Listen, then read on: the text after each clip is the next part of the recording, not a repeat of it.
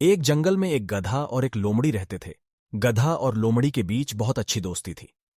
वह दोनों अक्सर जंगल में साथ घूमने जाया करते थे। बरसात के मौसम में जंगल में चारों तरफ हरी हरी घास फैली हुई थी, जिससे जंगल बहुत ही सुहाना दिखाई दे रहा था। आसमान में नीलिमा छाई हुई थी और आसमान बहुत सुंदर दिखाई दे रहा था। हरी हरी घास को देखकर लोमड़ी गधे से बोली, गर्मियों के दिनों में जंगल कितना सूखा पड़ा हुआ था और अब देखो, हरी भरी घास के कारण जंगल कितना सुंदर दिखाई दे रहा है। लोमड़ी की बात सुनकर गधा बोला, लोमड़ी बहन, तुम यह क्या बात कर रही हो? घास भी कहीं हरी होती है क्या? घास का रंग तो नीला होता है। गधे की बात सुनकर लोमड़ी को हंसी आ गई और लोमड़ी गधे से बोली, अरे गधे भाई, घास का रंग हरा ही होता है।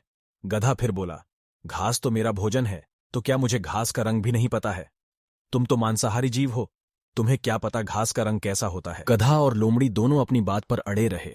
धीरे धीरे दोनों में बहस होने लगी और दोनों एक दूसरे की बात मानने के लिए बिल्कुल भी तैयार नहीं थे।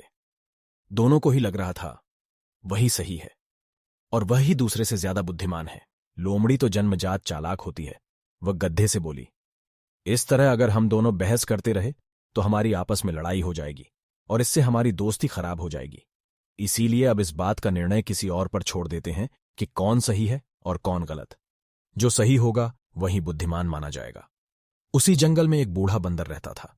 बंदर बहुत ही होशियार था और बुद्धिमान था। जंगल के सारे जानवर अपने आपसी विवाद सुलझाने के लिए उसी बंदर के पास जाया करते थे। गधा और लोमड़ी दोनों ने निर्णय लिया कि इस बात का फैसला बंदर पर ही छोड़ देते हैं कि कौन सही है और कौन गलत। लोमड़ी मन ही मन बहुत खुश हो रही थी, क्योंकि वह जानती थी कि घास का रंग तो हरा ही होता है, इसीलिए निर्णय उसी के पक्ष में आएगा। गधा और लोमड़ी दोनों मिलकर बूढ़े बंदर के पास गए और उसे सारी बात बताई। लोमड़ी बंदर से बोली, बंदर भाई, आप जो भी निर्णय लेंगे उसे हम दोनों सहर्ष स्वीकार करेंगे।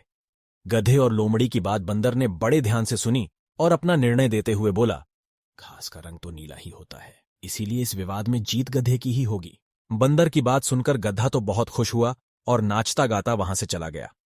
किंतु बंदर के इस निर्णय से लोमड़ी को बड़ा आश्चर्य हुआ और निराशा भी हुई।